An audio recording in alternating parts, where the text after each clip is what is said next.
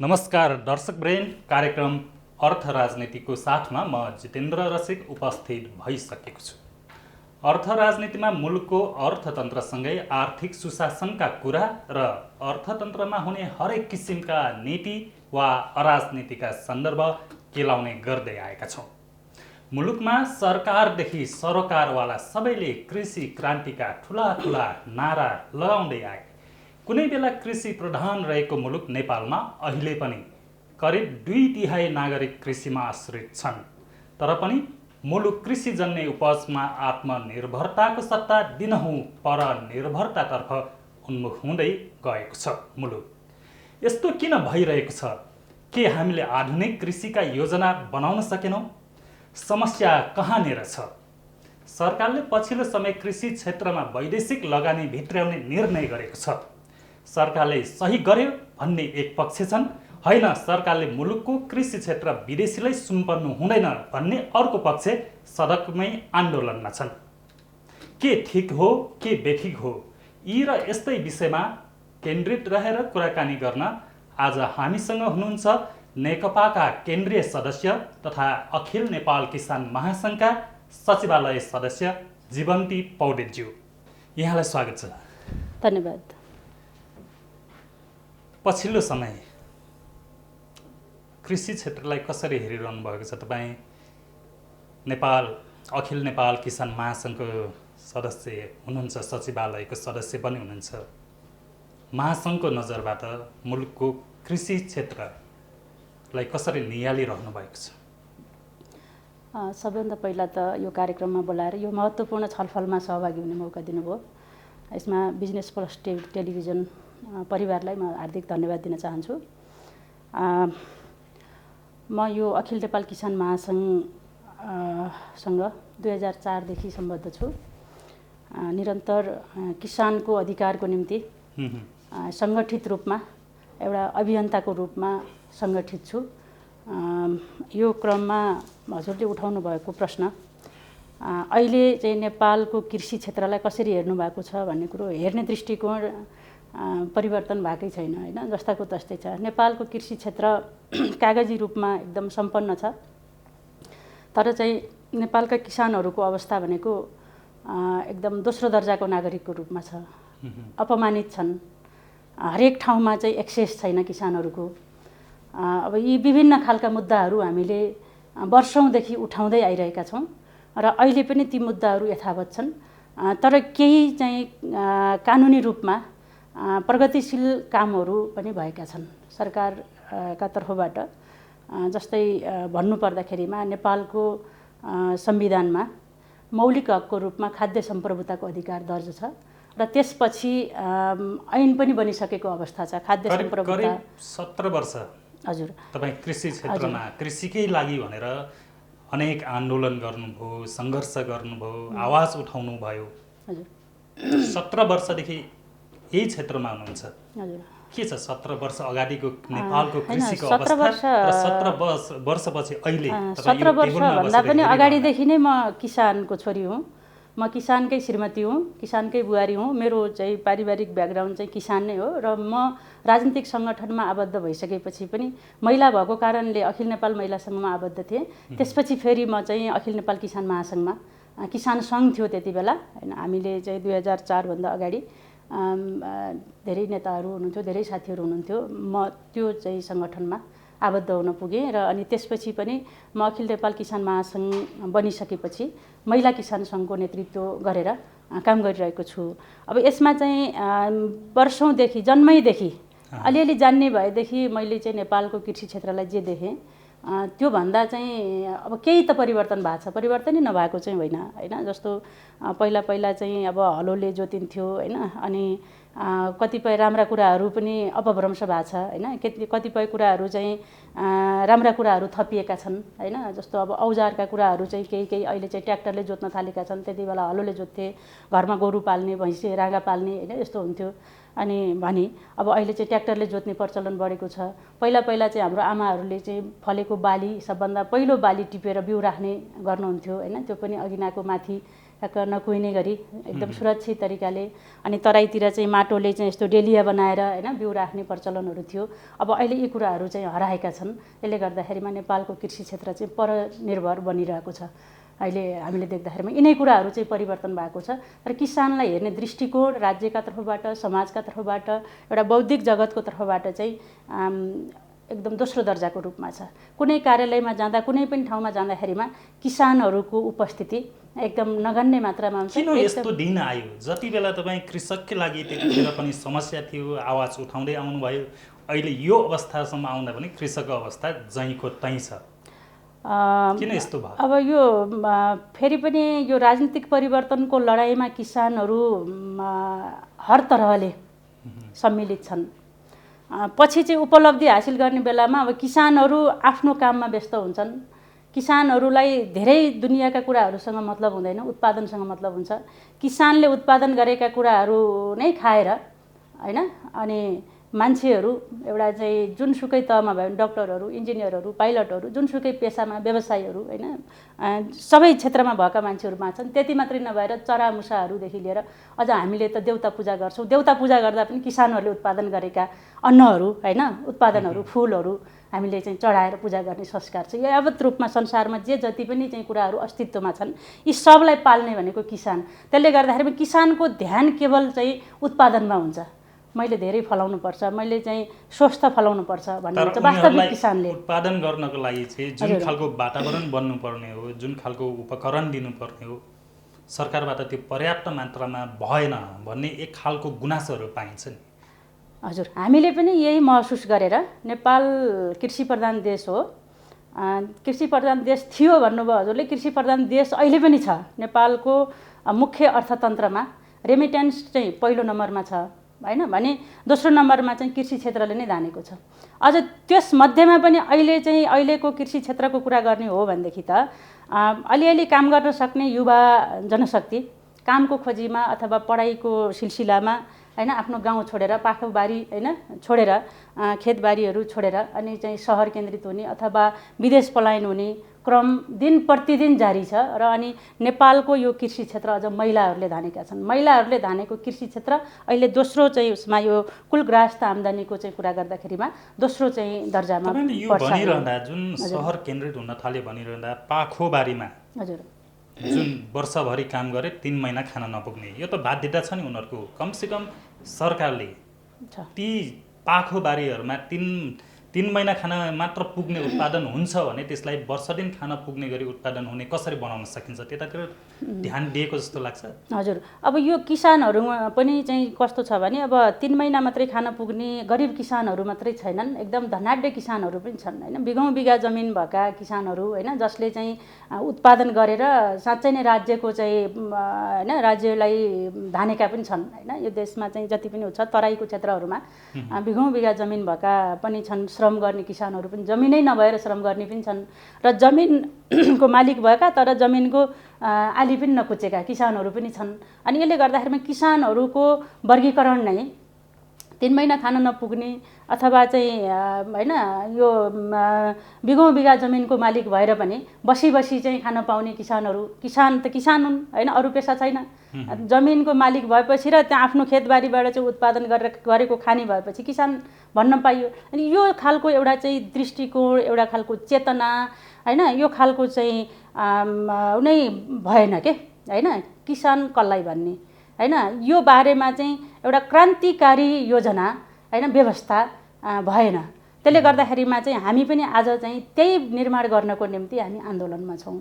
यो वा त्यो ढङ्गले हामी चाहिँ किसानहरूको उत्पादनको कुरा, उत्पादनसँग जोडिएका कुराहरू, अनि त्यसपछि चाहिँ उत्पादन भइसकेपछि बजारमा जाने कुराहरू, बजारमा गइसकेका कुराहरू पनि कतिको स्वास्थ्यलाई चाहिँ हानि गर्ने खालका छन् अथवा फाइदा गर्ने खालका छन्, यो कुराहरूको बारेमा चाहिँ हामी यो सबै व्यवस्थापन गर्न कहिलेसम्म आन्दोलन गर्ने? आन्दोलन त जबसम्म खाली आन्दोलन गरे तपाईँ हामीले गर्यौँ होइन, कृषक जहिले पनि मारमा छ होइन, अब कमाउने चाहिँ बिचौलिया भइरहेको छ, जताततै कृषक मारमै छ अहिले पनि। हजुर, यो समस्या चाहिँ कृषि क्षेत्रको नेपालको समस्या के हो भन्ने कुरा तपाईँ पनि अनभिज्ञ हुनुहुन्न, म पनि अनभिज्ञ छैन, अरू धेरै मान्छेहरू अनभिज्ञ छैनौँ। तर चाहिँ के छ त भन्दाखेरिमा मैले दृष्टिकोणको कुरा भनिरहेको छु, चिन्तनको कुरा भनिरहेको छु। किसानहरूलाई कृषि पेसालाई मर्यादित गराउने खालको योजनै भएन। सरकार जति पनि बने हैन, राजनीतिक आन्दोलनमा कृषिको चाहिँ किसानहरूको चाहिँ मुद्दा नै समेटिएनन् हैन। किनभनेदेखि हामीले यसो घरमा फर्केर विचार गरौँ त, हाम्रो सानो बच्चाहरूले हामीलाई ढोग्न आउँछन् हैन। ढोगेको बेलामा चाहिँ दसैँमा अथवा अरू बेलामा पनि ढोग्ने त हाम्रो संस्कार हो। ढोग्दाखेरिमा हामीले आशीर्वाद दिँदाखेरिमा डाक्टर भएस्, पाइलट भएस् हैन, अनि ठुलो नेता भएस्, कृषक भएस् भनेर कहिले पनि किसान भएस् भन्दैनौँ। अनि काहीँ पनि कृषि विषय पढाउनलाई अभिभावकहरू प्रेरित छैनन्, स्वयं विद्यार्थीहरू पनि प्रेरित छैनन्। किन छैनन् त भन्दाखेरिमा आज किसानहरू कहाँ छन् त? किसानहरूको अवस्था के छ त? केही भएन, पढेन भने हलो जोतेर खालास्, अलि राम्रोसँग पढ भन्ने हाम्रो चाहिँ हेयको दृष्टिले हेर्ने चाहिँ चलन छ हैन। त्यसो भएर किसानहरूलाई सबभन्दा पहिला कृषि पेसालाई, कृषककै कारण मानव जीवनको हैन जिउँदो छ, सम्भावना छ। मानव जीवन मात्र हैन, समग्र अस्तित्व नै किसानले पालेको छ हैन।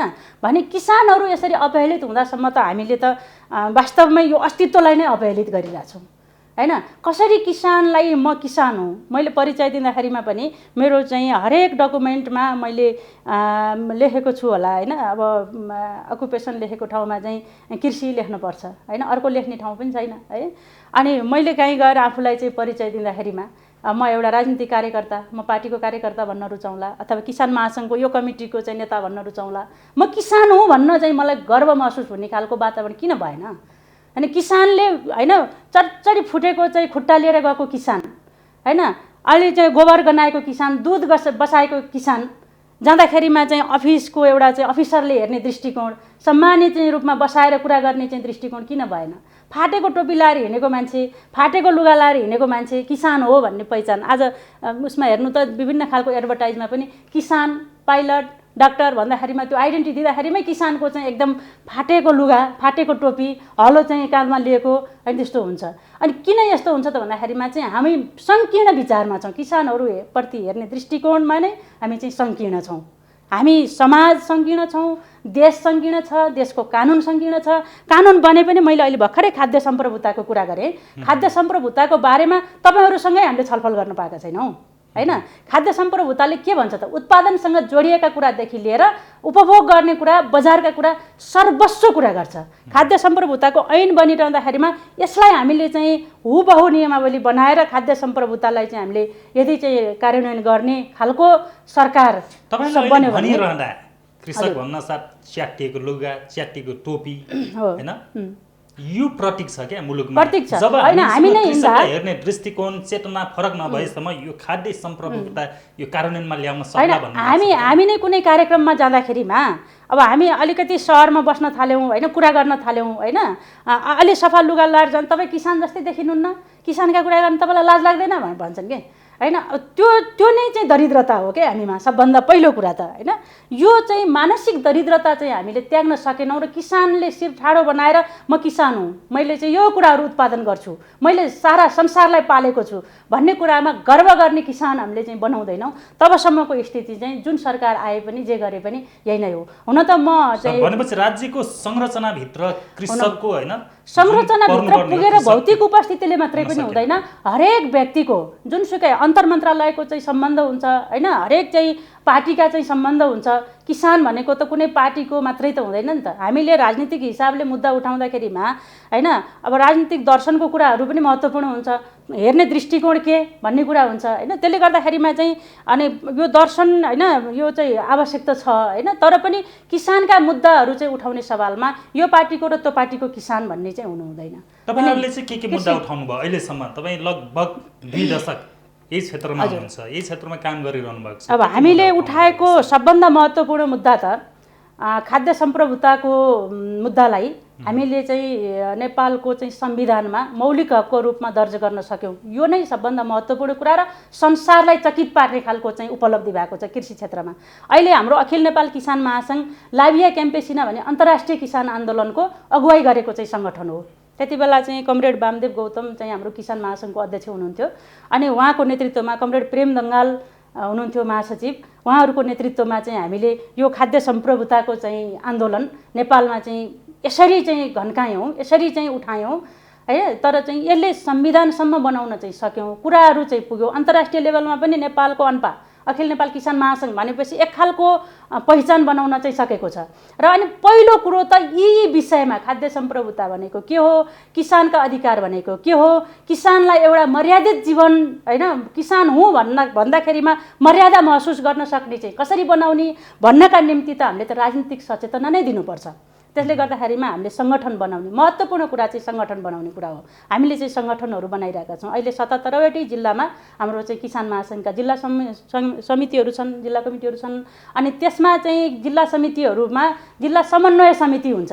त्यहाँ चाहिँ त्यो जिल्लाभित्र रहेका आलु उत्पादन गर्ने, तरकारी उत्पादन गर्ने, दुध उत्पादन गर्ने महिला किसानहरू, युवा किसानहरू, विभिन्न क्षेत्रमा मह उत्पादन गर्ने हैन, यो विभिन्न क्षेत्रमा चाहिँ उत्पादनमा रहेका चाहिँ किसानहरूको अलग अलग सङ्गठन छ र अनि त्यसलाई चाहिँ समन्वय गर्ने चाहिँ एउटा छाता सङ्गठनको रूपमा चाहिँ हामीले निर्माण गरेका छौँ। अखिल नेपाल किसान महासङ्घको केन्द्र पनि त्यही बनोटको छ।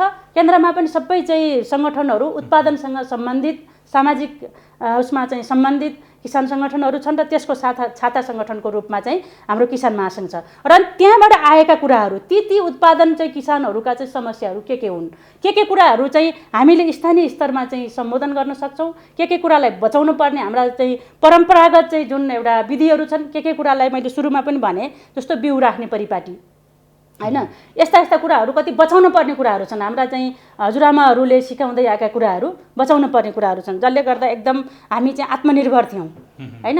केही कुराहरू चाहिँ सधैँभरि त्यही मात्रै कोदालो मात्रै खनेर हैन कि कसरी सजिलै जमिनलाई हामीले चाहिँ व्यवस्थापन गर्न सकिन्छ, औद्योगिकीकरण नसकेको कारण यो समस्या देखिएको हो कि विगतमा हामीले जति भन्यो भने यो कृषिका कुरा हैन कुरामै सीमित रह्यो हैन, नीतिमा सीमित रह्यो, हरेक कुरा बनायो कार्यान्वयन भएन हैन, जसका कारण अहिले यो भन्सार विभागको तथ्याङ्क हेर्ने हो भने यो 6 खर्ब रुपैयाँ बराबरको वस्तु तथा सेवा हैन यिनीहरू चाहिँ यहाँबाट निर्यात भएको पाइन्छ। हाम्रो व्यापार घाटा बढेको छ।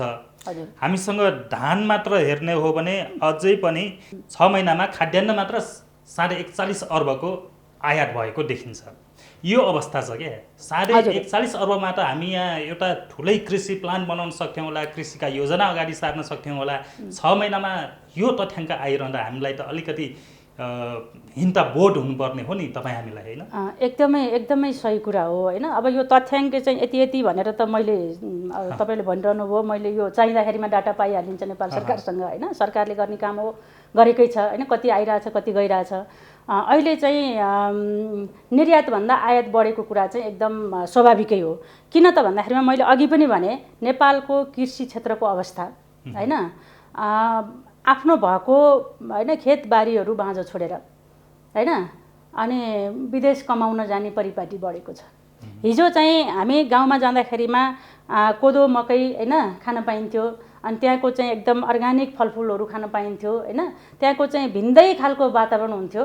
हामीसँग त छैन के रे भनेर त्यसरी खुवाउनुहुन्थ्यो। तर अहिले चाहिँ जस्तो सुकै घरमा पुगे पनि त्यो चाहिँ अब चामलको भात खानुपर्छ भन्ने हैन त्यस्तो खालको कल्चर विकास भएको छ। किन भन्दाखेरिमा यो दुखीहरूले खाने, गरिबहरूले खाने कुरा हो चामल, यो कोदो मकै भनेको भन्ने कल्चर बस्यो हैन, एउटा प्रतिष्ठाको विषय बन्यो। गाउँघरतिर त के भन्थे भने हैन उखान पनि गर्थे, भित्र आटो खाने, मकैको भातलाई आटो भनिन्छ, भित्र आटो खाएर अनि कुकुरलाई चाहिँ हातमा भात बोकेर आउने, त्यो एकदमै चाहिँ गरेर भनेको के। त्यो चामलको भात खाने मान्छे चाहिँ धनी हो, सम्पन्न हो, ठुलो हो भनाउनलाई भित्र आटो खाने अनि त्यसपछि कुकुरलाई चाहिँ भात बोकेर ल्याउने, त्यस्ता हुन् तिनीहरू त भन्नाले भित्री आन्तरिक चाहिँ सम्पन्न त छैन, बाहिर देखावटी बढी छ भन्ने कुराको इङ्गित गर्न पर्यो भने गाउँघरमा त्यस्ता कुराहरू बोलिन्छ। हामीले परिवर्तन भयो भनिन्छ, ठुला परिवर्तन भइरहँदा हामीले अझै पनि यो चेतनाको लेभलमा चाहिँ हैन परिवर्तन गर्न सकिरहेको खाने तरिका नै हेर्नु न। अब त्यो आटो मकै खानेहरूलाई हैन कोदो मकै खानेहरूलाई नै हेर्ने दृष्टिकोण के मैले त्यही कुरालाई जोड्न खोजिरहेको थिएँ। त्यो भएपछि चाहिँ मान्छेहरूले त विदेश गएर हुन्छ कि के गरेर हुन्छ कि बाहिरबाट आएको चामलहरू किनेर खाने, खेतबारी चाहिँ बाँझो रहने हैन, यो परम्परा चाहिँ बढेको छ। अनि अहिले चाहिँ अलिकति काम गर्न सक्ने मान्छेहरू नेपालको यस्तो खालको चाहिँ एउटा अस्थिर राजनीति हैन, अनि त्यसपछि नेपालका चाहिँ किसानहरूलाई हेर्ने चाहिँ अमर्यादित चाहिँ दृष्टिकोण हैन, यसले गर्दाखेरिमा चाहिँ अपहेलित छ कृषि क्षेत्र।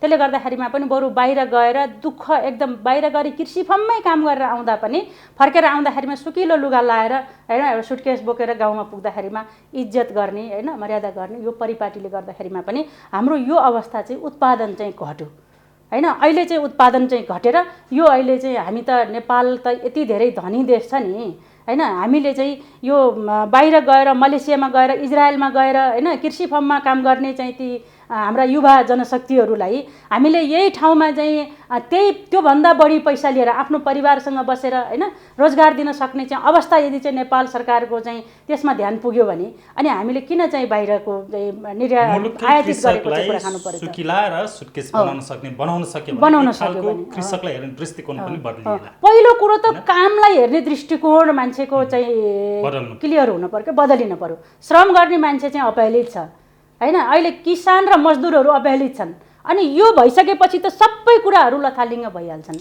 अब यो अपहेलितबाट जोगाउन उहाँहरूलाई सम्मान आफ्नो कर्मको आफ्नो कामको सम्मान दिलाउन के गर्नु पर्छ? खाद्य सम्प्रभुताको कुरा गरिरहेको थिएँ मैले। खाद्य सम्प्रभुता भनेको के हो?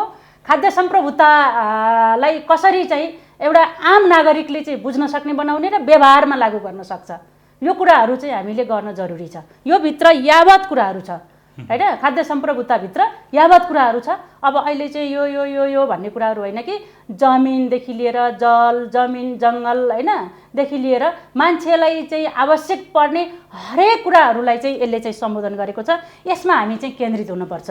यो कुरा चाहिँ खाद्य सम्प्रभुताको जुन हामीले संविधानमा चाहिँ उल्लेख गरे पनि धेरै नेताहरूले हैन बुझ्नु भएको छैन यो कुराहरू। तर यो जुन मानिसको प्रवृत्ति भनौँ न नेपालीको प्रवृत्तिले चाहिँ बिगारेन हैन। जस्तै केही समय अगाडिसम्म उखु किसान आफूले बगाएको पसिनाको मूल्य लिन पनि सडकमा आउनु पर्यो, यस्तो अवस्था छ मुलुकमा। हजुर, उखु किसान त सडकमा आएको भएर तपाईँहरूले देख्नुभयो। आज चाहिँ दुध उत्पादन गर्ने किसानहरूले सडकमा दुध पोखेका छन् मूल्य नपाएर हैन। भैँसी पाल्न प्रेरित गरेका चाहिँ किसानहरूले पालेर के गर्ने, हाम्रो बजार कहाँ छ र भन्छन्। अहिले चाहिँ दुध पनि पाउडरको रूपमा बाहिरबाट आइरहेछ नेपालमा है। अब यो मैले ठ्याक्कै तथ्याङ्क ल्याइन, हजुरहरूले खोज्दाखेरिमा भेट्नुहुन्छ। दुध बाहिरबाट आइरहेछ, तरकारी बाहिरबाट आइरहेछ, फलफुल बाहिरबाट आइरहेछ। दुग्ध व्यवसायहरूको रूपमा हामी आत्मनिर्भर भयौं। कुनै कुनै जिल्ला भएको छ, कुनै कुनै जिल्ला भएको छ। अब अहिले चाहिँ अब अझ चाहिँ अब यो अहिलेको तथ्याङ्क हजुरले चाहिँ प्रस्तुत गर्नुभयो, भन्सारबाट चाहिँ प्राप्त गरेको तथ्याङ्क प्रस्तुत गर्नुभयो। अहिले त हामी चाहिँ लगभग 1 वर्षको पेरिफेरीमा हामी चाहिँ यो कोभिडको कारणले यति धेरै प्रभावित छौँ, हरेक क्षेत्र प्रभावित छ हैन। यसले गर्दाखेरिमा त यति धेरै चाहिँ कृषि क्षेत्र प्रभावित भयो कि एक त उत्पादनै गर्न सकेनन्, मल बिउहरू पाउन सकेनन् हैन, अनि सिँचाइहरू गर्न सकेनन् किसानहरूले, अनि उत्पादनै हुन सकेन। अनि उत्पादन भएको कुरालाई पनि एक ठाउँबाट अर्को ठाउँमा पुर्याउनलाई हैन गाह्रो भयो किसानहरूलाई हैन। सबै कुरा ठप्प भएपछि हामी सहरमा बस्नेहरूले ताजा खानेकुराहरू खान पाएनौँ। बाहिरबाट इन्डियाबाट आयो तरकारीहरू, तर नेपालका किसानका तरकारीहरू कुहेर गए। केही प्रदेश सरकारहरूले गरे, तर केही ठाउँमा किन यस्तो हुन्छ? जस्तो कि तपाईले भन्नुभयो जस्तो हजुर नेपालमा उत्पादनमा अलिकति कृषकहरू अगाडि बढेका पनि देखिन्छन्। जस्तै कुखुरा पालनमा भयो, अनेकमा जब कुखुरा पालन यस्तै विषय जस्तै ब्रोइलर कुखुराकै कुरा अहिले कुखुरा पालक किसानको यस्तो चाहिँ दुर्दशा छ। कुखुरा धेरै उत्पादन हुन थालेपछि हजुर तपाईको बर्ड फ्लूको हल्ला ल्याइन्छ अनि कुखुरा मारिन्छ के, अनि त्यो मारिसकेपछि फेरि भारतबाट कुखुरा ल्याइन्छ। यस्तो प्रवृत्ति किन हुन्छ? यसमा चाहिँ अब यो प्रवृत्ति किन हुन्छ भन्ने कुरो चाहिँ मेरो विचारमा के लाग्छ भने यो नेपालका किसानहरूलाई माया गर्ने भन्दा पनि मैले कमाउनु पर्छ भन्ने प्रवृत्तिका हैन यो चाहिँ दलालहरू हाबी भएको कारणले यस्तो हुन्छ हैन। अहिले जुनसुकै क्षेत्रमा पनि हेर्नुस् दलालहरू हाबी छन्। हामी नयाँ नेपालको परिकल्पना गऱ्यौँ, हामी युवा त्यो ढङ्गले आन्दोलनमा सरिक भयौँ, हामीले रूपान्तरण खोज्यौँ हैन। खोजेको खालको एक खालको चाहिँ बाटोमा त आयौँ नि, तर फेरि कुनै क्षेत्र छैन। कृषि क्षेत्र त कुनै सेवा लिनु पर्यो पनि बिचौलियाको कृषि क्षेत्र त यति धेरै प्रभावित छ यो बिचौलियाबाट हैन। अब सरकारले अनुदानको कुरा गर्छ, त्यो अनुदान कहाँ जान्छ त? वास्तविक किसान कहाँ पुग्न सक्दैन। हामीले देखिरहेछौँ, भोगिरहेछौँ कागजी रूपमा। अनि यो नियन्त्रण गर्नै सकिन्छ। हजुर, कागजी रूपमा बुझाउने, अनि त्यसपछि यो हामीले हेरिरहेछौँ, बुझिरहेछौँ, अब त्यो सबै कुराहरू भइसकेपछि कागजी डकुमेन्ट पुगिसकेपछि होइन त्यो एउटा रकम निकासाको चाहिँ प्रक्रिया हुन्छ नि, पुरा गरिसकेपछि हामीले कहाँ गरे के भन्ने, हामी त्यति धेरै किसानहरू भनेका चाहिँ अब पढे लेखेका धेरै हुँदैनौँ होइन, धेरै टाठाबाठा पनि हुँदैनौँ, हाम्रो उत्पादनमा चाहिँ केन्द्रित हुन्छौँ भनेपछि हामी कृषि क्षेत्रका चाहिँ अभियन्ताहरू पनि त्यस्तै त्यस्तै हुँदो रहेछौँ क्या। हामी धेरै चलाख भन्दा पनि सोझा इमान्दार नैतिकता भएका मान्छेहरू होइन, किसानहरू, किसानका अगुवाहरू।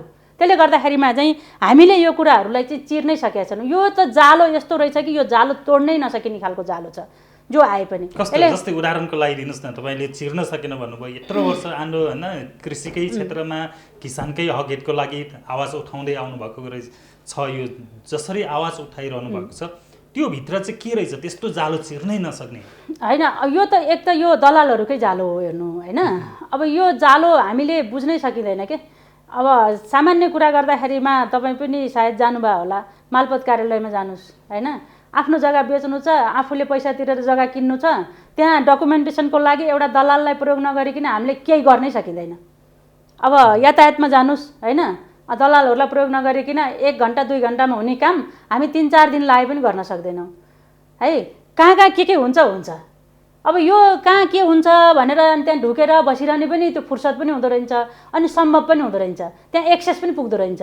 अनि कति कुराहरू चाहिँ यो भयो भने यो पुग्यो भनेदेखि यो पाइन्छ होइन। खालि चाहिँ नाफाघाटा हिसाब गरेर बस्नेहरूले अनि यस्तो खालको चाहिँ अनुदानहरू पाउने होइन, कार्यक्रमहरूलाई चाहिँ प्रभावित पार्ने अनि हरेक ठाउँमा है यस्तो हुँदो रहेछ। त्यसले गर्दाखेरिमा चाहिँ हामीले किसानहरूलाई सशक्त बनाउँदैमा किसानहरूले यति धेरै चाहिँ समस्या भोग्नु परेको छ। म त तराई क्षेत्रको मान्छे, धनगढी हो मेरो घर है।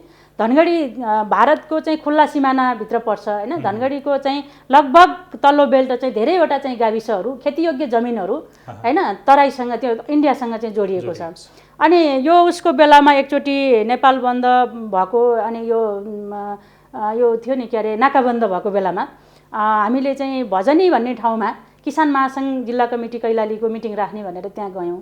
म त्यहाँ जाँदाखेरिमा म आँसु चुहाएर फर्केँ के।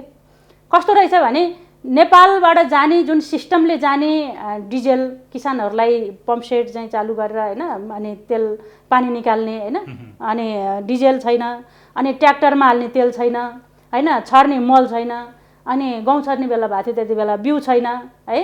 अनि यो सबै हामीले चाहिँ दिन सकिरहेकै छैनौँ। सरकारलाई हामीले चाहिँ भनिरहेछौँ लौ न कसरी गर्ने हो भनेर, तर चाहिँ भारतका मान्छेहरूले खेतमा त्रिपाल बिछ्याएर ड्रममा तेल राखेर होइन, मल बिउ त्यहाँको चाहिँ त्यो उसँग होइन, त्यो उत्पादन भएको चाहिँ उसँग चाहिँ गहुँ सकिँदै थियो त्यति बेला होइन, अनि त्योसँग चाहिँ साट्दै थिए।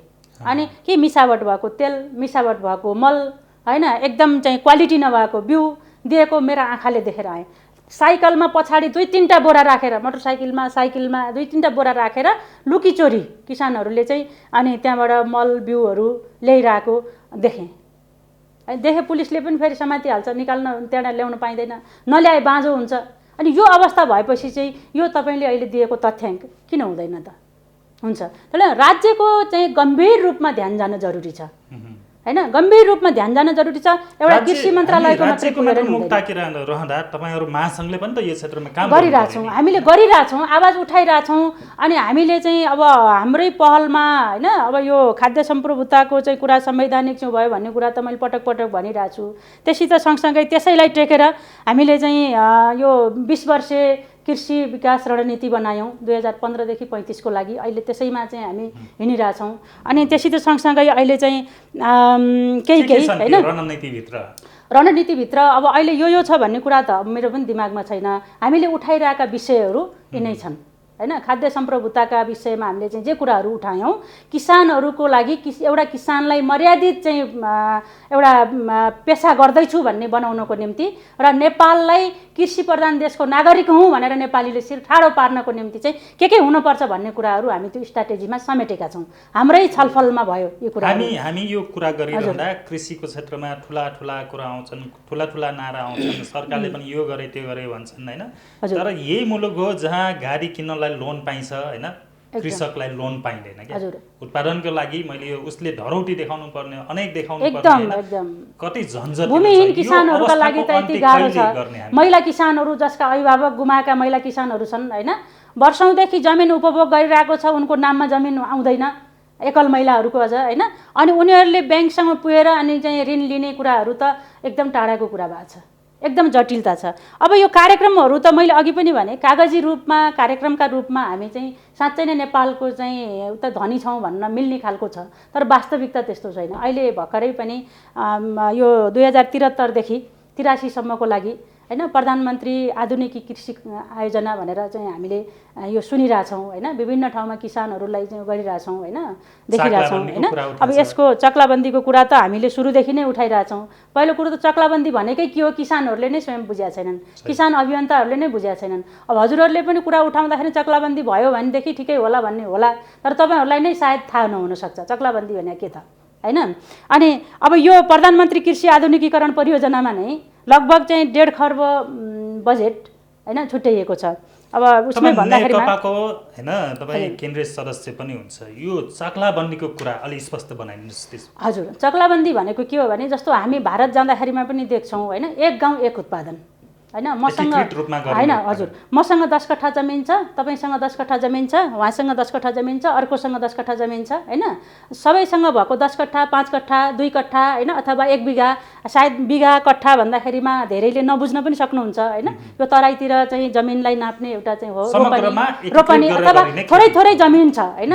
अहिलेको चाहिँ यो परम्परागत चाहिँ तरिकामा के छ त भन्दाखेरिमा जस्तो मैले त्यही खेतमा त्यो मसँग भएको 4-5 रोपनी जमिनमा होइन, रोपनी अथवा 10 कट्ठा कति छ मसिनो जमिन भएकोमा मैले धान पनि त्यहीँ रोप्छौँ, अलिकतिमा मकै रोप्छौँ, अलिकतिमा खुर्सानी रोप्छौँ, अलिकतिमा आलु रोप्छौँ होइन। अनि त्यहाँ गर्दै जाँदाखेरिमा अलिकति उत्पादन गर्दाखेरिमा थोरै थोरै हुन्छ, त्यहाँबाट पुग्दैन हामीलाई है। तर त्यही चाहिँ मसँग भएको 10 कट्ठा जमिन, तपाईँको 10 कट्ठा जमिन, अर्कोको 10 कट्ठा, बिघौँ बिघा जमिन, 100 बिघा जमिनमा हामीले धान मात्रै उत्पादन गऱ्यौँ भने त्यो त आत्मनिर्भर बन्यो नि। चक्लाबन्दी भनेको नाममा त हाम्रै हुन्छ होइन, तर चाहिँ एक गाउँ एक उत्पादनको कन्सेप्ट हो, यो जरुरी छ होइन। तरकारी हामीले कुरा त उठाइरहेछौँ, यो हामीले लागू गर्न सकेका छैनौँ। अहिलेको चाहिँ हाम्रो कृषि मन्त्रीले चाहिँ यो कुराहरू सम्बोधन गर्नुभएको छ होइन। र उहाँले आफ्नो गाउँमा, अहिलेको चाहिँ कृषि मन्त्री माननीय पद्मा अर्याल हुनुहुन्छ, उहाँले चाहिँ आफ्नो गाउँमा होइन लगभग चाहिँ 200 भन्दा बढी किसानहरूको नाममा भएको जमिन चक्लाबन्दी गरेर उहाँले कागती खेती गर्नुभएको छ। त्यो कागतीको सँगसँगै तरकारी खेतीहरू गर्नुभएको छ, त्यससित सँगसँगै गाई पाल्ने भैँसी पाल्ने होइन, यो अभियान गर्नुभएको छ। कृषि मन्त्री भएपछि उहाँले आफ्नै जिल्लामा कृषि मन्त्री नहुँदै उहाँले गर्नुभयो, कृषि मन्त्री नहुँदै जिल्लामा किन उहाँको ध्यान जाँदैन भन्ने मेन मुख्य कुरा हो। कमसेकम परिवर्तनको सुरुवात त आफूबाट गर्नुपर्छ जितेन्द्र सर है, किनभने म नै चाहिँ ठिक छैन होइन, अनि मैले केही नगर्ने, मैले यताबाट चाहिँ चुरोट खाइरहेको छु, मैले मेरो बच्चाहरूलाई चाहिँ तिमी चुरोट नखाऊ है, तिमीलाई चाहिँ यो गर्नुहुन्न हानिकारक हुन्छ भनेर भन्दा मेरो बच्चाहरूले पत्याउँछन्। पहिला त आफूबाटै सुरु गर्नुपर्छ। उहाँले ठिक गर्नुभएको छ, आफ्नो गाउँबाट सुरु गर्नु, आफ्नो जन्मस्थानबाट सुरु गर्नुभएको छ होइन। यो त अरूले पनि सिक्न पर्यो, यो योजनालाई त त्यो सफल हुन पर्यो, सबै स्थानीय तहमा निर्देशन दिएर होइन धमाधम सुरु गर्नुपर्ने हो। अब हामीले पनि उहाँहरूलाई चाहिँ सघाउनु पर्छ होइन। अब सघाउने सन्दर्भमा अहिले अब यो देशको राजनीतिक माहौल होइन, तपाईँ हामी सबैलाई थाहै छ होइन। अभागीलाई खाने बेला रिस उठ्छ भने जस्तै है, हामी चाहिँ अब 2/3 बहुमत प्राप्त कम्युनिस्ट पार्टी होइन ले सरकार चलाइरहेछ, तर नेताहरूलाई चाहिँ यहीँ तानातान भएर रिस उठ्या छ, एकअर्कालाई गाली गर्नमा व्यस्त हुनुहुन्छ होइन। हुन त यो नभन्नुपर्ने कुरा हो, यो यथार्थ हो, सबैलाई तितो छ यो कुराहरू होइन। अनि अब यो चाहिँ कुराहरूले नै गर्दाखेरिमा चाहिँ यस्तै कुराले गर्दाखेरिमा डिस्टर्ब हुन्छ यस्ता कार्यक्रमहरूलाई। कोभिड पछि थला परेको चाहिँ पनि बिग्रिएको अवस्था छ। यही अवस्थामा प्रतिनिधि सभा विघटन हुनु होइन, एउटै दलका ठुलो पार्टी पनि विभाजनतिर जानु, यसले त यो जस्तो दुर्दशा होइन अको अर्थतन्त्रको लागि त अरू नहोला नि। एकदम सही कुरा हो होइन। यो एकदमै नेपालीहरूको लागि दुर्दशा हो। हामी कोभिडबाट बिस्तारै उठ्नुपर्ने बेला थियो एकदम हो। अनि सबैले चाहिँ सरकारलाई सघाएर, सरकारले यस्तो रचनात्मक काम गरेर नेपाली जनताको चाहिँ समृद्धि, नेपालको समृद्धिमा केन्द्रित रहेर काम गर्नुपर्ने बेलामा सरकार परिवर्तनका कुराहरू उठ्ने, नेतृत्व परिवर्तनका कुराहरू उठ्ने बिना काममा, बिना अर्थमा। अनि त्यसपछि त जनताले 5 वर्षको लागि म्यान्डेट धेरै पठाएको हो होइन। पठाउँदै पनि अब बीचमा चाहिँ किचलो गरेपछि त मैले त प्रश्न के भन्छु भने यो सरकार चलाउने कुरा चाहिँ भागभण्डा लाएर होइन, आलो पालो गरेर चलाउने कुरा चाहिँ होइन हैन। स्थिर सरकार जबसम्म हुँदैन, स्थिर सरकार भयो भने पो अनि चाहिँ मैले एउटा काम गर्न त समय लाग्छ नि त। यस्तो खालको चाहिँ यो संरचनाहरू बनिरहेको छ हैन, यस्तो खालको चाहिँ मेन्टालिटीहरू चाहिँ बनेको छ मान्छेहरूको। अनि यसलाई चाहिँ सुधार्दै ल्याउन त समय त लाग्छ नि त। विभिन्न खालको छलफलहरू गर्नु पर्यो, मोटिभेसन गर्नु पर्यो त्यसले विदेशी यो जुन लगानीहरू भित्रिरहेको अवस्था थियो त्यसलाई पनि इम्प्याक्ट पार्ला यो अस्थिरताले। हजुर, अब विदेशी लगानीको बारेमा हजुरले कुरा गरिरहँदाखेरिमा मलाई भर्खरै ताजा घटनाको चाहिँ याद आइरहेछ हैन। अब अघि सुरुमा पनि हजुरले भन्नुभएको थियो विदेशी लगानी नेपालमा आउन खोजिरहेछ र हामीहरूले नै विरोध गरिरहेछौँ हैन। यो कुराले चाहिँ हजुरहरू पनि अचम्म मान्नु होला। विदेशी लगानी आउने बित्तिकै के हुन्छ हैन, पैसा त लगानी हुन्छ। लगानी भइसकेपछि चाहिँ अब धेरै अघि मैले भने जस्तै चक्लाबन्दी हैन हुन्छ, उत्पादन हुन्छ, एक गाउँ एक उत्पादन हुन्छ हैन। अनि किसानहरूको जमिनहरू चाहिँ जुन बाँझो रहेको छ ती बाँझो रहेको जमिनहरू चाहिँ हराभरा हुन्छ। तर त्यसले के पार्छ त भन्दाखेरिमा कुन नियतले आउँदैछ त त्यो लगानीहरू हैन, कुन नियतले आउँदैछ र नेपालको किसानहरू जो चाहिँ 3 महिना खान नपुग्ने किसानको हामीले कुरा गरेका छौँ हैन, ती किसानहरूको लागि अथवा चाहिँ बिघौँ बिघा जमिन भएर खेतको आली नकुचेर पनि हैन, अनि जमिनदार किसानहरू खान पुगेको छ, बेचेर मस्त छ हैन। अनि त्यस्ता किसानहरूको कुराहरू उसले कसरी सम्बोधन गर्छ, कसलाई फाइदा पुर्याउँछ त, यो कुराहरू बुझ्न जरुरी छ।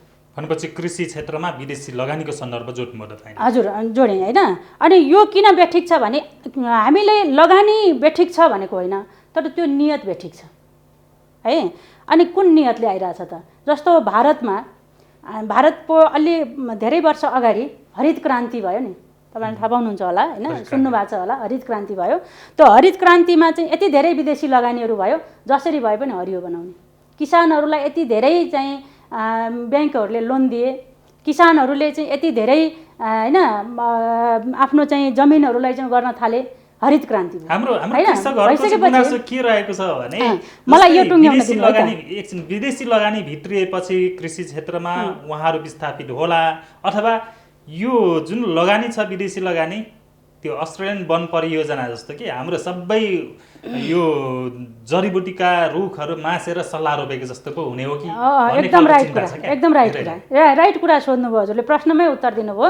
मैले हरित क्रान्तिको कुरा टुङ्ग्याउन पाएको थिइनँ हैन। त्यसले के गर्यो त भन्दाखेरिमा किसानहरूलाई बिउ पनि दियो, मल पनि दियो हैन, अनि धेरै कुराहरू दियो निश्चित समयको लागि।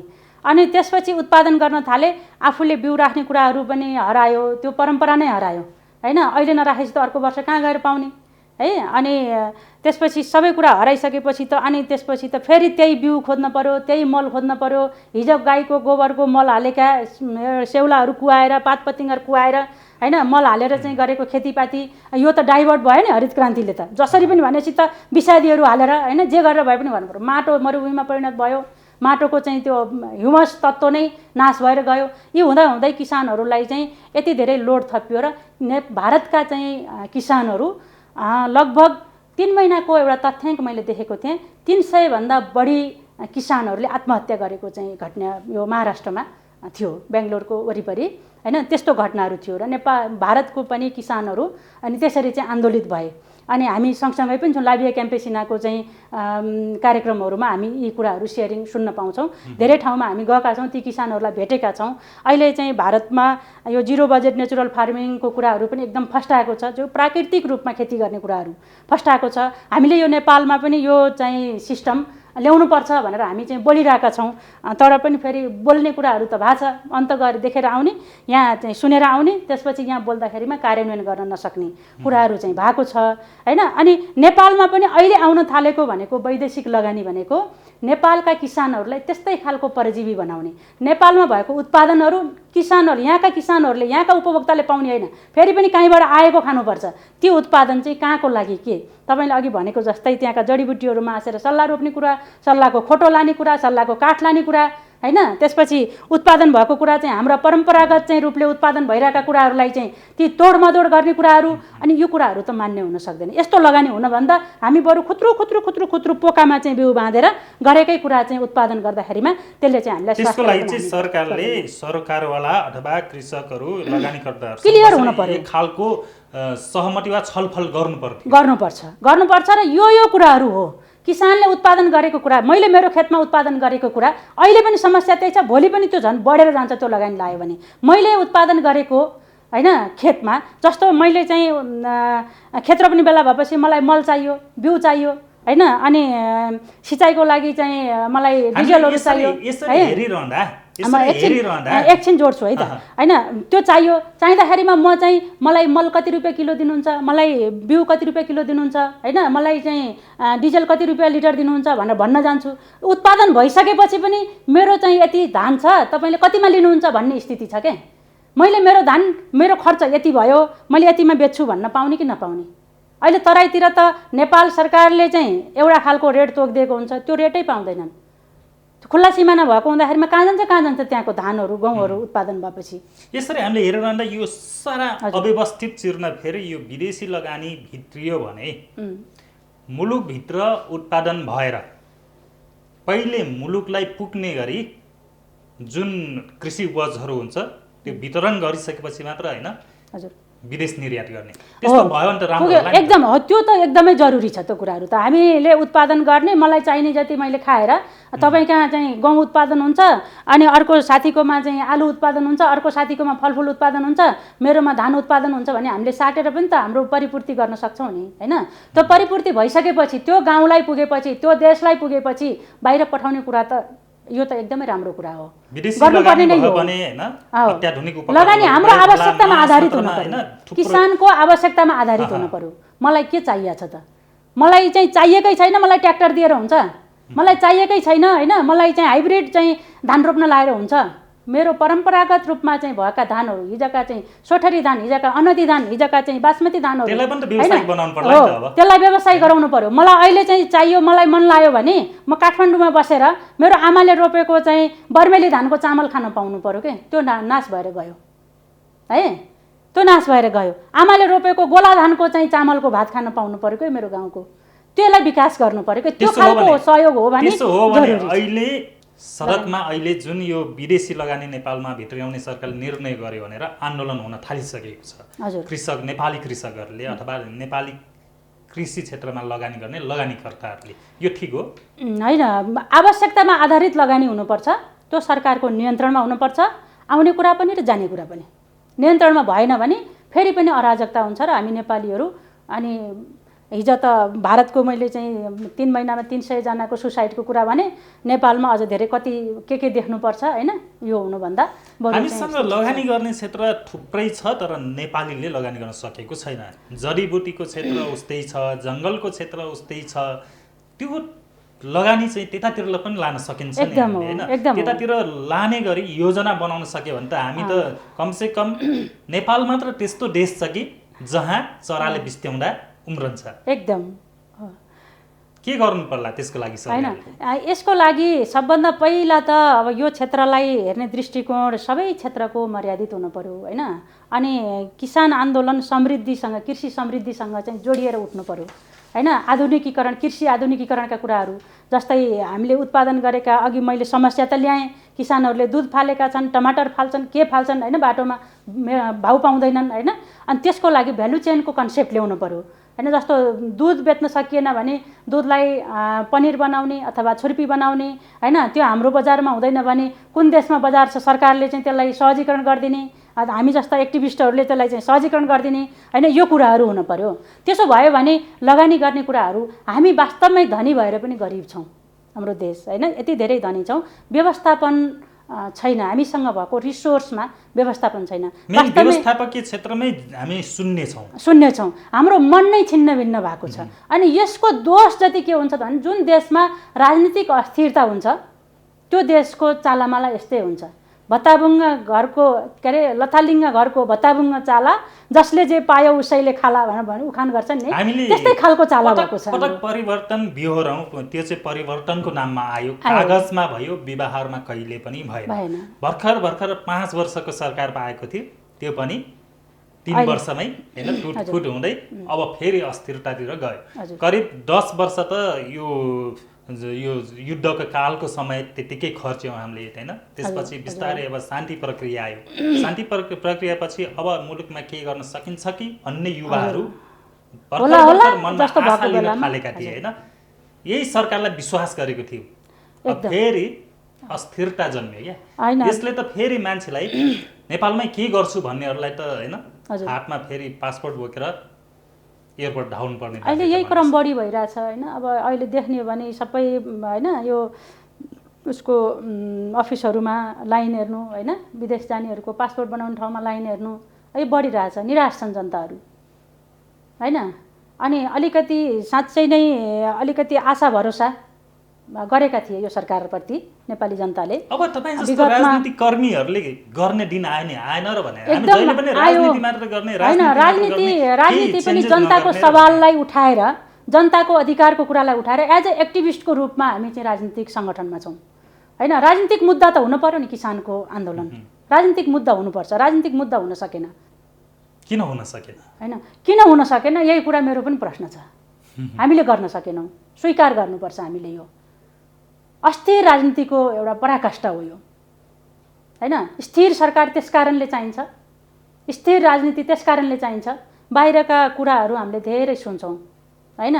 जस्तो एउटा चाहिँ कर्मचारीलाई होइन अनि कुनै पनि राजनीतिक कार्यकर्ताले प्रभाव पार्न सक्दैन। नीति बन्यो, कार्यक्रम बन्यो, दिएपछि उसको काम चाहिँ त्यसलाई अप्लाई गर्ने हुन्छ, त्यसलाई व्यवहारमा लाग्ने हुन्छ। उसले गरेन भने कारबाही हुनुपर्छ। धेरै नीति नियम बने हजुर, तर त्यो कहिले पनि कार्यान्वयनमा आएन हो एकदम। यो चाहिँ कारण पनि नेपालको अर्थतन्त्र भनौँ, कृषि क्षेत्र भनौँ, निजी क्षेत्र भनौँ होइन। हजुर, अहिले जहिले आउन खोज्छ होइन, छलफल हुन्छ, आउन हुन्छ, त्यसपछि फेरि सरकार ढलाउने खेल सुरु हुन्छ। हाम्रो विडम्बना भनेको यही नै हो। सरकार ढलाउने, सरकार बनाउने अनि जोडघटाउ गर्नुपर्ने नेताहरूलाई पनि होइन। अनि उहाँहरूले बोकेको चाहिँ दर्शन हुबहु कार्यान्वयन गर्न पाउने वातावरणै नहुने होइन। यो नै देखिन्छ मुख्य रूपमा चाहिँ। अब के गर्नु पर्ला सरकारले? जुन यो अवस्था देखिन्छ, यो दृश्य देखिन्छ हामीसँग नेपालको अर्थतन्त्रको, नेपालको कृषि क्षेत्रको, कोभिड पछि हामी मारमा छौँ। तैपनि हामी कोभिड पछिको अर्थतन्त्रलाई कसरी चलायमान बनाउने अथवा कसरी माथि आउने भन्ने हामीसँग कुनै योजना छैन। अब योजना त छ होइन। किसान महासङ्घकै पनि हामीले चाहिँ कति धेरै बनाएका छौँ होइन। के छ भन्दा पनि अब बुदागत रूपमा चाहिँ तपाईँलाई सुनाउनको निम्ति होइन। अब यो यो यो यो यो भनिरहँदाखेरिमा होइन कतिपय कुराहरू हामीले वर्षौँदेखि भनेका कुराहरू छन्। यिनै पेरिफेरीमा रहेर एउटा किसानलाई कसरी मर्यादित गराउने, म किसान हुँ भनेर छातीमा हात राखेर गर्वका साथ होइन म कृषि क्षेत्रमा काम गर्छु भन्न सक्ने कसरी बनाउने, अनि किसानले उत्पादन गरेका कुराहरू स्वस्थकर कसरी बनाउने। अहिले अर्को समस्या यो पनि छ, किसानले उत्पादन गरेका कुराहरू स्वस्थकर छैनन्। हामीले त्यही किसानलाई के भन्छौँ भने धेरै उत्पादन गर्नुपर्छ पनि भन्छौँ होइन, त्यसपछि चाहिँ शुद्ध उत्पादन गर्नुपर्छ पनि भन्छौँ। अनि किसानले उत्पादन गरेका फलफुल खाएर, तरकारी खाएर बिरामी भएका घटनाहरू पनि त छन् नि होइन। अहिले धेरैवटा फर्ममा हामी चाहिँ भिजिट गर्न जाने हो भने आफूले खानलाई चाहिँ छुट्टै अलिकति चाहिँ खेती गरेको हुन्छ, अनि यो त बेच्नलाई गरेको भनेर भिन्दै रासायनिक मलहरू, विषादीहरू प्रयोग गरेर निरुत्साहित र कारबाही गर्ने किन हुँदैन? गर्नुपर्छ, कारबाही गर्नुपर्छ। अब सिस्टमै त्यस्तो चाहिँ देखिएको छ। कसले गर्ने कारबाही? नेताहरूलाई लड्दा ठिकै छ होइन, कारबाही कसले गर्ने? सरकार चलाउन ढुक्कसित दिनु पर्यो नि। कृषक भन्दा पनि धेरै कार्यकर्ता भएर हो कि त्यस्तो कारबाही गर्न खोज्यो फोन हैन मन्त्रीको? यो एकदम राजनीतिक संरक्षण, एकदम राजनीतिक संरक्षण हैन। गर्न खोज्यो हैन, गर्नुपर्छ भने अर्को पार्टीको चाहिँ आउँछ देख्लास्, अब सरकार ढलाइदिन्छु हैन, यस्ता कुराहरू आउलान्। अनि सरकार चाहिँ स्थिर रूपमा चलाउन नपाएपछि जोडघटाउमा जाँदाखेरिमा बार्गेनिङमा यिनै कुराहरू ओझेलमा परेका होलान् हैन। यो नेपाली जनताहरूले चाहिँ भोग्न परेको एउटा दुःखद परिवेश हो। हामीले खोजेको परिवर्तन यहीँबाट हामीले चाहिँ पाउन सकेका छैनौँ, जहाँबाट कि जब नेपालको राजनीति स्थिर हुन्छ हैन, स्थिर सरकार बन्छ, सरकारलाई जिताएर पठाइसकेपछि सरकारले के नियम बनाउनु पर्ने हो, के कानुन बनाउनु पर्ने हो, के चाहिँ कार्यक्रम बनाउनु पर्ने हो, जनता केन्द्रित कार्यक्रम बनाएर जान सक्ने वातावरण जबसम्म हुँदैन तबसम्म यस्तै कुराहरू हुन्छन्। मारमा पर्ने त उही चाहिँ जनता त हो नि, गरिबहरू नै हो। फेरि अहिले यो कोभिडकै कुरा गरिरहँदा पनि कोभिडमै चाहिँ मालामाल भएका कतिपय मान्छेहरू छन्, औषधि बेचेर मालामाल भएका, अस्पताल चलाएर मालामाल भएका हैन, अनेदेखि लिएर कृषि क्षेत्रमै पनि अब यो बोक्ने ढुवानी गर्ने नै मालामाल भएका, सानो पसल राख्ने मान्छेले नै कोभिडको समयमा मैले यति कमाएँ भनेर भन्छन्। केही मान्छेहरू थपक्क बन्द गरेर बसे हैन। यो किन भन्दा अस्तव्यस्त भएको, व्यवस्थापन भएन हाम्रो होइन जनता केन्द्रित भएर काम गर्ने खालको वातावरणै दिन सकेनौँ हामीले नेपालीहरूले। अनि किसानहरूले उठाएका चाहिँ मुद्दाहरू होइन अनि कहिल्यै पनि राजनीतिको प्राथमिकतामा परेन। अब हामी जुन यो कोभिड पछि एक खालको सरकारले गर्नुपर्ने त गरिरहेको होला, त्यो भलै त्यो देखिने गरी गर्यो या नदेखिने गरी होइन। हजुर। अब यो अवस्थामा पार्टी दुई टुक्रा भयो भने टुक्रा हुने अवस्थामा आयो। हजुर। यसले चाहिँ नेपाली अर्थतन्त्रमा कस्तो असर पार्ला? यो त स्वाभाविकै रूपमा चाहिँ असर त पर्छ होइन, नकारात्मक असर नै पर्छ यसले त होइन। कुनै पनि कुराहरू हिजो कम्युनिस्ट आन्दोलनमा लागेका मान्छेहरू एक भएर चुनाव गर्ने होइन, निर्वाचन गराउने कुरा उठिरहेको छ।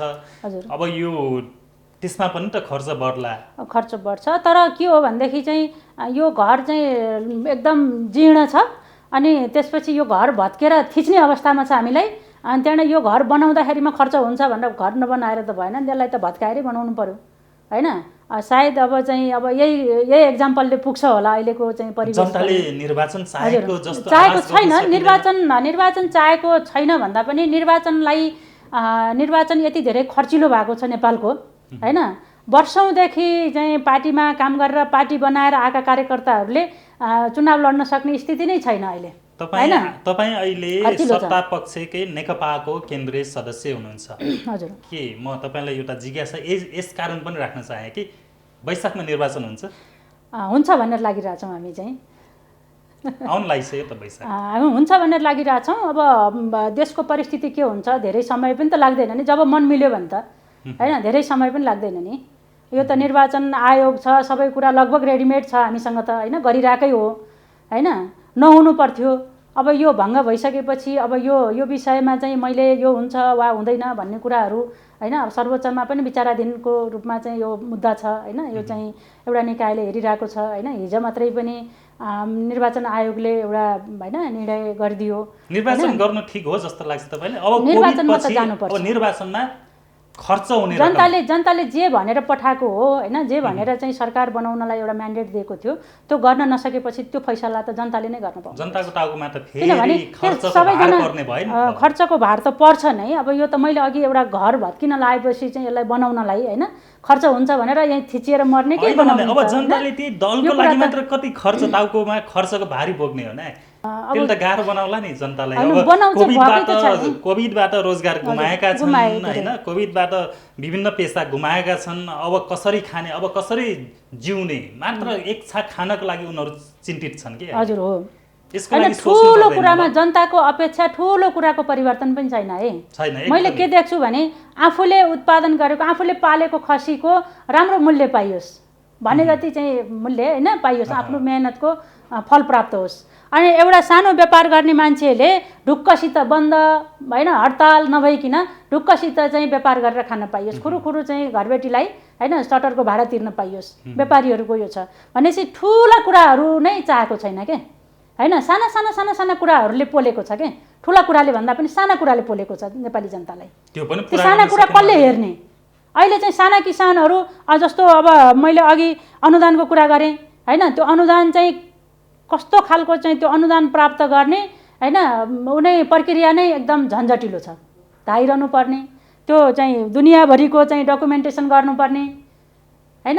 यसले गर्दाखेरिमा चाहिँ गाह्रो छ। ब्याङ्कले लोन दिन्छ, कृषि लोनको कुरा छ होइन, अनि एउटा एकल महिलाले अथवा चाहिँ भूमिहीन किसानले जमिन प्राप्त प्याकले जुन खालको अनुदानको कार्यक्रम ल्याएको थियो त्यहाँ पनि देखियो, त्यहाँ कागजात मिलाएकोले कमिसनको भरमा अनुदान लिएको पनि देखियो, त्यस्तो सुनियो, देखियो भन्दा पनि सुनियो, बाहिर बसियो, हामीसँग प्रमाण छ त्यो। हजुर, वास्तविक कृषक चाहिँ बाहिर छ, उसले जुन कमिसन मागेपछि अनुदान लिनै छाडे। जो कृषि व्यवसाय बाहेकहरू जान्दैन होइन, जो त्यसमा बाहेक अर्को काम गरेर खाने बाटै छैन, विकल्पै छैन, त्यस्ता वर्गका मान्छेहरूका लागि कार्यक्रमहरू बनेकै छैन। सब अव्यवस्था हटाउन अब के गर्नु पर्ला?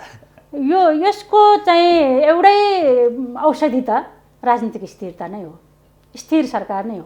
हामीसँग यो कस्तो दर्शन बोकेको, कस्तो दृष्टिकोण बोकेको पार्टी छ हामीसँग। अब यो संविधान कार्यान्वयनको चरणमै छ, थुप्रै ऐन कानुन बन्नै बाँकी छ, त्यो पनि बन्न पाएन, त्यसले त असर पार्ला नि त अब। हजुर, त्यही त पारिरहेछ नि, पारिरहेछ। यो त अब होइन छैन होइन, सबैलाई घाम जस्तै छर्लङ्ग छ यो कुराहरू त। हामी कार्यक्रमको अन्तिम चरणमा छौँ। हजुर। अब मुलुकको अर्थतन्त्र सबल बनाउन राजनैतिक अस्थिरतालाई स्थिरतामा ल्याउनु त छँदैछ। अहिलेको सरकारले खेल्न सक्ने भूमिकाहरू के हुन सक्छ?